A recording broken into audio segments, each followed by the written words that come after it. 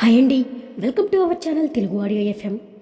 నా జతగా నువ్వు ఉండగా కథ 5వ భాగాన్ని ఇప్పుడు మనం వినేద్దాం. ఈ కథను రచించిన వారు గౌతమి గారు. ఇక మనం కథలోకి వెళ్తే, ఏంటే మనవరాలా, నా మనవడు రూమ్ నుండి వస్తున్నావు, ఏంటి సంగతి అని అంటూ కళ్ళెగరేస్తుంది ప్రభావతి. నువ్వు అనుకున్నది ఏమీ కాదమ్మమ్మా అని అంటుంది మైథిలి. తెలుసులేవే, అంత తొందరగా మారి కార్తీక్ నీకు దగ్గరవుతాడని నాకు నమ్మకం లేదు అని అంటుంది బాధగా ప్రభావతి.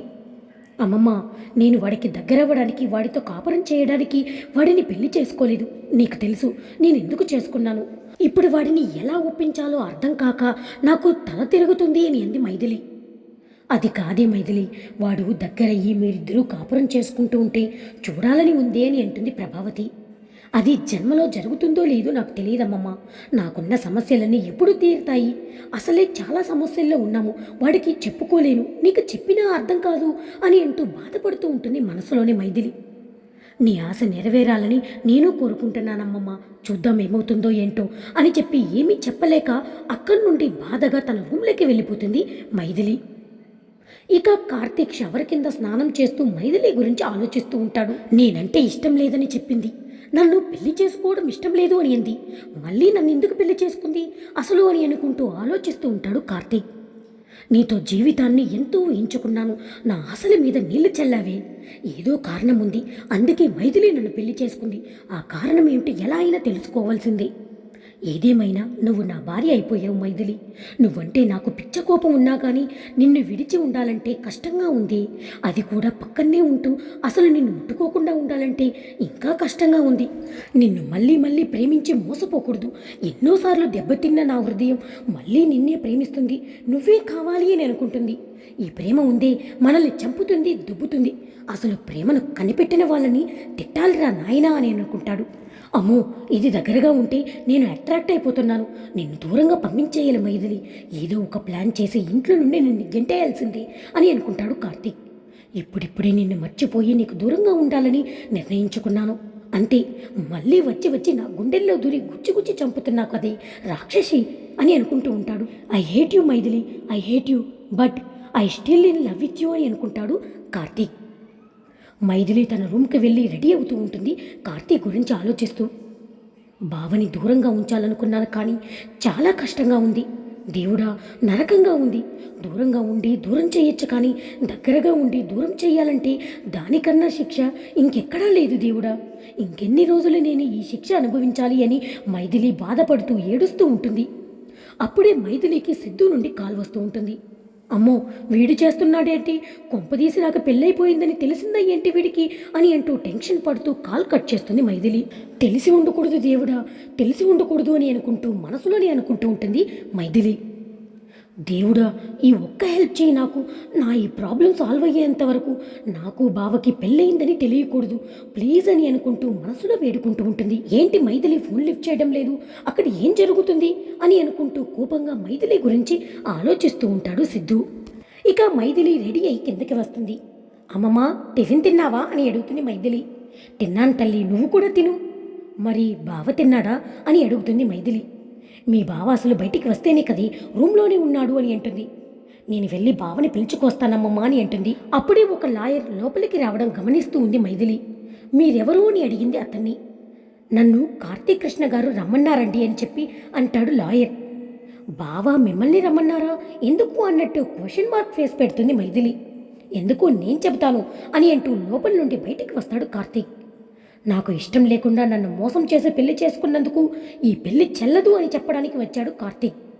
ఆ మాటలు విని మైథిలి అలాగే ప్రభావతి కూడా షాక్ అవుతారు. విక్రమాదిత్య గారి ఆస్తి కోసం మోసం చేసి పెళ్లి చేసుకున్నారని కార్తీక్ మాకు చెప్పారు మేడం. సో మేము పెళ్లి వీడియో కూడా చూసాము, అందులో మీరు ముసుగు వేసుకుని మోసం చేసి కార్తీక్ గారిని పెళ్లి చేసుకున్నారు. సో ఈ పెళ్లి చెల్లదు అని అంటాడు ఆ లాయర్. ఏదైనా ఉంటే మీరు కోర్టులో వాదించుకుని గెలవండి మేడం, ఇక్కడ నుండి మీరు వెళ్ళిపోవచ్చు అని అంటాడు లాయర్. ఎలా జరిగినా పెళ్లి జరిగింది. మైథిలి మెడలో వాడి తాళి కట్టాడు. ఎవరు అవునన్నా కాదన్నా అదే నిజం. మైథిలి ఎక్కడికి వెళ్ళదు అని అంటుంది కటువుగా ప్రభావతి.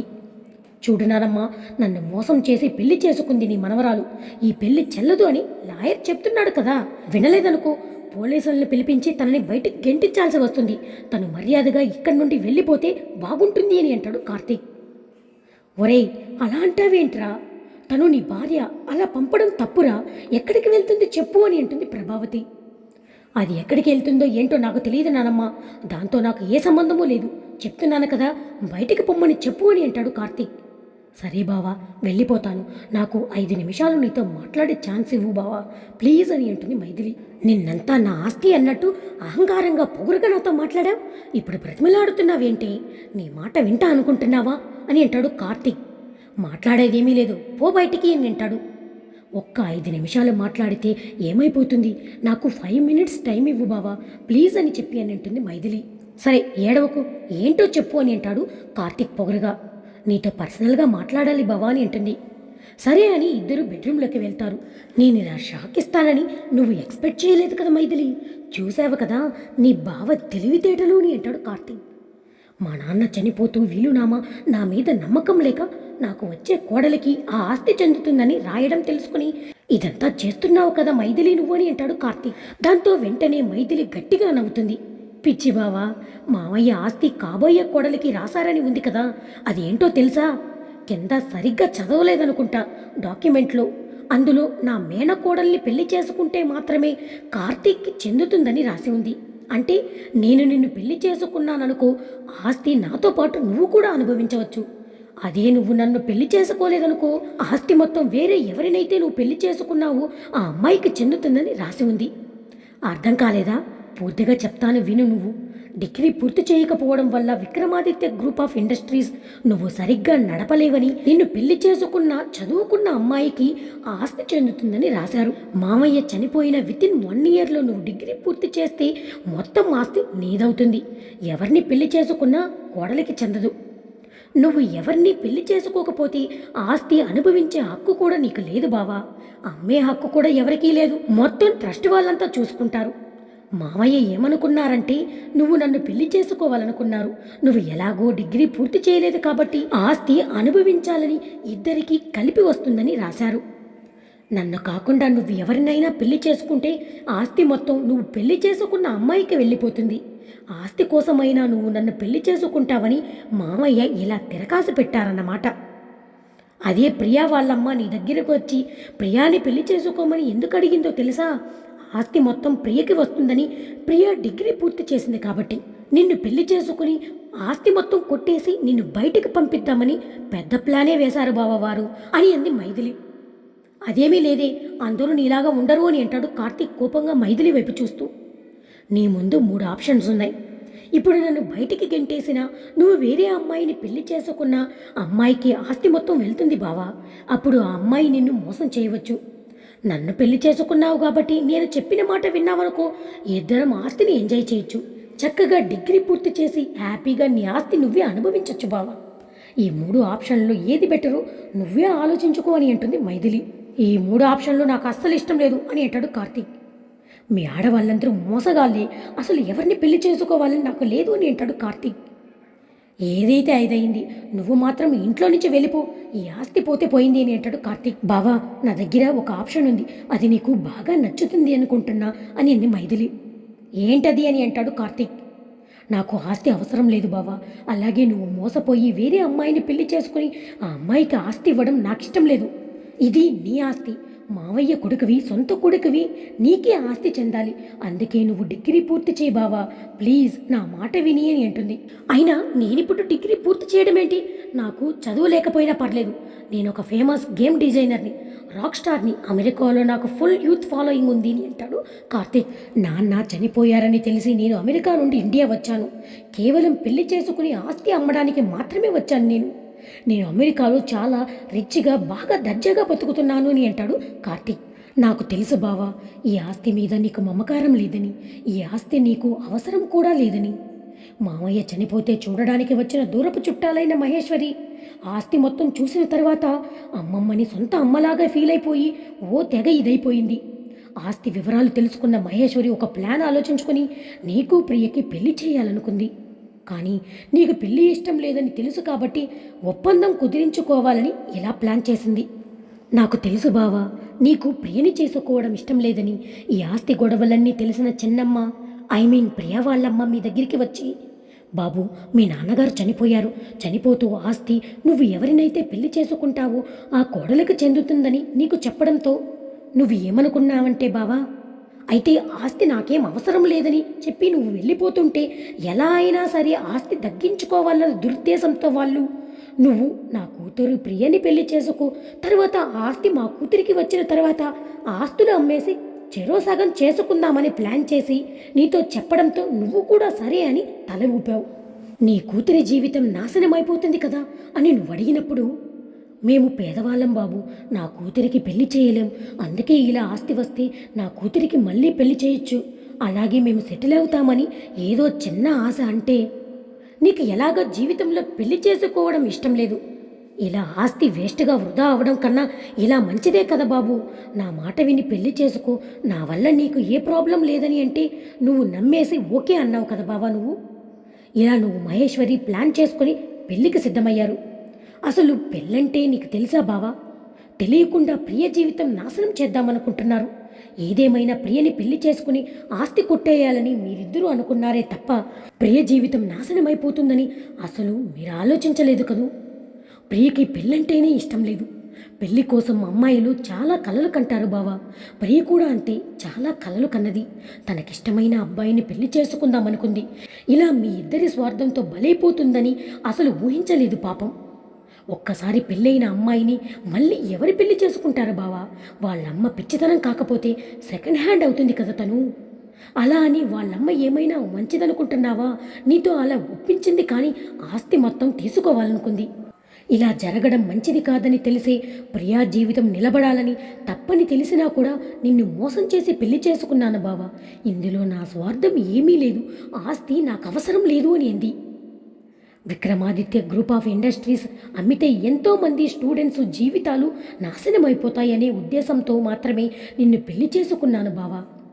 మామయ్య ఆశయం విక్రమాదిత్య గ్రూప్ ఆఫ్ ఇండస్ట్రీస్ నువ్వు నడపాలని, స్టూడెంట్స్ అందరికీ తక్కువ ఫీజుతోనే విద్య అందించాలనే ఉద్దేశం బావా. నువ్వేమో అవేమీ తెలుసుకోకుండా ఇలా చేస్తున్నావు. విక్రమాదిత్య గ్రూప్ ఆఫ్ ఇండస్ట్రీస్ అంటే కేవలం ఆస్తి కాదు, అది ప్రాణం ఊపిరి మామయ్యకి. అది ఆయన పోయినా సరే అది నువ్వు నిలబెట్టాలని ఆయన ఎంతో ఆశపడ్డారు బావా. కానీ నువ్వు నా మీద కోపంతో అమెరికా వెళ్ళిపోయి అక్కడే ఉండిపోయావు, అస్సలు రాలేదు అని అంది మైథిలి. వావ్, మా ప్లాన్ తెలుసుకుని ఆస్తి మొత్తం కొట్టేయాలని నువ్వు ప్లాన్ చేసావన్నమాట. అర్థమైంది మైథిలి నాకని అంటాడు Karthik. Maithili, Vikramaditya group of industries మీద నాకు ఎలాంటి మమకారం లేదు, నాకు ఆస్తి మీద కూడా ఆశ లేదు. నువ్వు నాకు దక్కకూడదని ఆలోచిస్తున్నాను తప్ప స్టూడెంట్స్ లైఫ్ గురించి నాకు అనవసరం. నువ్వు నన్ను మోసం చేసి పెళ్లి చేసుకున్నావు, బయటికి దొబ్బేయ్ అని అంటాడు కార్తీక్. నీకు ఎన్నిసార్లు చెప్పాలి బావా, నీ ఆస్తి కోసం నిన్ను పెళ్లి చేసుకోలేదని. ఈ ఆస్తి అమ్మితే స్టూడెంట్స్ లైఫ్ నాశనమైపోతుందని అడ్డుపడడానికి మాత్రమే నిన్ను పెళ్లి చేసుకున్నాను. నీకు అర్థం కావడం లేదా మట్టి బుర్రకై? ఎంత చెప్పినా అర్థం చేసుకోకపోతే నేనేం చెయ్యాలి నిన్ను అని అంటూ కోపడుతుంది మైథిలి. నేను ఎక్కడికి వెళ్ళను, నన్ను గెంటేసినా వెళ్ళను. నేను స్టూడెంట్స్ లైఫ్ నాశనం అవ్వడానికి అస్సలు ఒప్పుకోను అని అంటుంది కరాఖండిగా మైథిలి. నాకు తెలుసు బావా, నేను వెళ్ళిపోతే నువ్వు ఈ ఆస్తి మొత్తాన్ని అమ్మేస్తావు ఎవరికో ఒకరికి, అప్పుడు అందరి జీవితాలు నాశనమైపోతాయి. ప్లీజ్ బావా, నా మాట విను అని అంటూ బ్రతిమిలాడుతుంది మైథిలి. చూడు మైథిలి, చెప్తుంటే అర్థం కావడం లేదా, బయటికి పోవే అని అంటాడు కార్తీక్. మైథిలి, నీతో కలిసి ఉండి ఈ ఇన్స్టిట్యూట్ అంతా చూసుకుంటాననుకుంటున్నావా? చచ్చినా ఉండను, చెప్తున్నాను కదా నాకు ఇష్టం లేదని. పోనీ నాతో కలిసి ఉండద్దు బావా, ఈ పెళ్ళిని యాక్సెప్ట్ చేయొద్దు. నువ్వు డిగ్రీ పూర్తి చేసి ఆస్తి తీసుకుని ఈ ఇన్స్టిట్యూట్ని నిలబెట్టు బావా, ప్లీజ్ అని అంటుంది మైథిలి ఏడుస్తూ. అసలు నువ్వెవరే నా జీవితాన్ని శాసించడానికి? నా ఇష్టం వచ్చినట్లు ఉంటాను, అయినా నాకు ఇష్టం లేదంటున్నా కదా, ఎందుకు బలవంతం చేస్తున్నావు మైథిలి? నీకు అంతగా ఇన్స్టిట్యూట్ మీద ప్రేమ ఉంటే నువ్వే ఆస్తి అంతా ఉంచుకుని నువ్వే నడుపు, నాకే ప్రాబ్లం లేదు, నేను వెళ్ళిపోతాను, కానీ నీతో మాత్రం కలిసి ఉండను అని అంటాడు కార్తీక్. బావా ప్లీజ్, మావయ్య నువ్వే ఇన్స్టిట్యూట్ని నడపాలని కోరుకున్నారు అని మోకాళ్ళ మీద పడి బ్రతిమలాడుతూ ఉంటుంది మైథిలి. పిచ్చి పట్టిందా మైథిలి నీకు? నాకు నిన్ను చూస్తేనే అసహ్యం, వెళ్ళిపోతావా లేదా నా లైఫ్లో నుండి అని అంటాడు కార్తీక్. నాకు తెలిసే నువ్వు ఇలాంటి పిచ్చి పిచ్చి పనులు చేస్తావని. ఆల్రెడీ నేను అమెరికా టికెట్ కూడా తీసేసుకున్నాను, వెళ్ళిపోతున్నానే ఈరోజే అని అంటాడు కార్తీక్. నువ్వు ఏదో ఒకటి చేసుకొని చావు, ఇంట్లో ఉంటావో లేకపోతే వెళ్ళిపోతావో అది నీ ఇష్టం. విక్రమాదిత్య గ్రూప్ ఆఫ్ ఇండస్ట్రీస్ చూసుకుంటావో నాకు అనవసరం అని అంటాడు కార్తీక్. బావా, నేనేం చేస్తే ఆగిపోతావో చెప్పు బావా, నీకు దండం పెడతాను, ఇలా వదిలి వెళ్ళిపోకు బావా మళ్ళీ అని అంటూ గట్టిగా ఏడుస్తుంది మైథిలి. నువ్వేం చేసినా నా మనసు కరద్దు మైథిలి అని అంటాడు కార్తీక్. అయినా ఈ పెళ్లి చెల్లదు, ఈ ఆస్తి కూడా నీది కాదు, ఈ ఇన్స్టిట్యూట్ మూతపడిపోతుంది, ఇల్లు కూడా మూతపడిపోతుంది, నువ్వు బయటికి పోని అంటాడు కార్తీక్. నిన్ను పెళ్లి చేసుకోకపోతే ఆస్తి అంతా ట్రస్ట్ వాళ్ళు చూసుకుంటారు కదా, అదే బెటర్ అని అంటాడు కార్తీక్. కార్తీక్ బ్యాగ్ సర్దుకొని బయటికి వచ్చేస్తాడు రూమ్ నుండి. బ్యాగ్స్ చూసిన ప్రభావతి షాక్ అయిపోయి ఎక్కడికి రాని అంటుంది. నానమ్మ, నాన్న చనిపోయారు కదా, ఇంకా ఇక్కడ ఎక్కడుంటావు చెప్పు, నువ్వు కూడా నాతో పాటు అమెరికా వచ్చేయని అంటాడు కార్తీక్. ఒకసారి మా మీద కోపంతో అమెరికా వెళ్ళిపోయావు, మళ్ళీ తిరిగి వచ్చావు, మళ్ళీ కోపంతో వెళ్ళిపోయావు. మీ నాన్న చనిపోయారని తెలిసి వచ్చావు, పెళ్లి చేసుకుంటాను అని ఎన్నావు, సంతోషించాను, కానీ అనుకోకుండా నీకు మైథిలికి పెళ్ళి అవుతుందని ఊహించలేదురా అని అంటుంది ప్రభావతి. నువ్వు మైథిలి కలిసి ఉండొచ్చు కదరా, మీ నాన్న సంపాదించిందంతా నీకే కదా, ఇక్కడ ఉండి ఇదంతా చూసుకోరా, మీ నాన్న కోరిక కూడా అదే అని అంటుంది ప్రభావతి కూడా కార్తీక్తో బాధపడుతూ. ఒరేయ్, మైథిలికి మాత్రం ఎవరున్నారా, యాక్సిడెంట్లో మీ నాన్నగారితో పాటు మీ మామయ్యకి యాక్సిడెంట్ అవ్వడంతో మామయ్య కోమాలోకి వెళ్ళిపోయారు, అది తెలిసి మీ అత్తయ్య షాకు గురై పిచ్చిదైపోయిందిరా, అన్నీ కోల్పోయి మైథిలి ఒంటరైపోయిందిరా, మైథిలిని అర్థం చేసుకోరా, నువ్వు మైథిలి కలిసి ఉండండిరా అని అంటుంది ప్రభావతి ఏడుస్తూ. ఆ మాటలన్నీ వింటున్న కార్తీక్ చాలా బాధగా అనిపిస్తుంది. అయినా సరే మైథిలి మీద ఉన్న కోపంతో వెళ్ళిపోవాలని నిర్ణయించుకుంటాడు. నానమ్మ, నువ్వు అమెరికా వస్తావా రావా, 2 రోజుల్లో నీకు టికెట్ పంపిస్తాను అని అంటాడు కార్తీక్. నేను రాన్రా, నీకు మైథిలి ఇష్టం లేకపోతే నా మనవరాలు, దాన్ని విడిచిపెట్టి అస్సలు రాను అని అంటుంది ప్రభావతి. సరే నానమ్మ, నీ ఇష్టం, నువ్వు ఎక్కడ ఉండాలనుకుంటే అక్కడ ఉండు, కానీ జాగ్రత్తగా ఉండు, ఆరోగ్యం జాగ్రత్త అని అంటాడు. త్వరగా మైథిలి ఇంటి నుండి వెళ్ళిపోమని చెప్పు నానమ్మ, 2 రోజుల్లో నా మనుషులు వచ్చి ఇంటికి తాళం వేసేస్తారు. మైథిలికి ఏం మాట్లాడాలో ఏం చెయ్యాలో కూడా అర్థం కావడం లేదు. కార్తీక్ని ఎలా ఆపాలా అని ఆలోచిస్తూ ఉంటుంది. మైథిలి వెంటనే పరిగెత్తుకుంటూ కార్తీక్ ఎదురుగుండా వచ్చి, చెప్పు బావా, నువ్వు వెళ్లకుండా ఉండాలంటే ఏం చెయ్యాలో చెప్పు, చేస్తాను అని అంది. జస్ట్ గెట్ అవుట్ మైథిలి అని అంటాడు. దూరంగా నెట్టేస్తాడు మైథిలిని. అయినా కార్తీక్ ఎదురుగుండగా వస్తుంది మైథిలి. మళ్ళీ మళ్ళీ ప్లీజ్ అని బ్రతిమిలాడుతూ ఉంటుంది. నీకు పిచ్చి పట్టిందా మైథిలి, ఎన్నిసార్లు చెప్పినా నీకు అర్థం కాదా, ఎందుకు నా వెంట పడుతున్నావని అంటాడు కార్తీక్. అప్పుడే ఇంటి ఎదురుగుండగా ఒక కారు ఆగుతుంది. అందులో నుండి ఒక వ్యక్తి వచ్చి దిగుతారు. ఇంతకీ ఆ వచ్చిన వ్యక్తి ఎవరై ఉంటారా అనేది మనం నెక్స్ట్ పార్ట్లో తెలుసుకుందాం.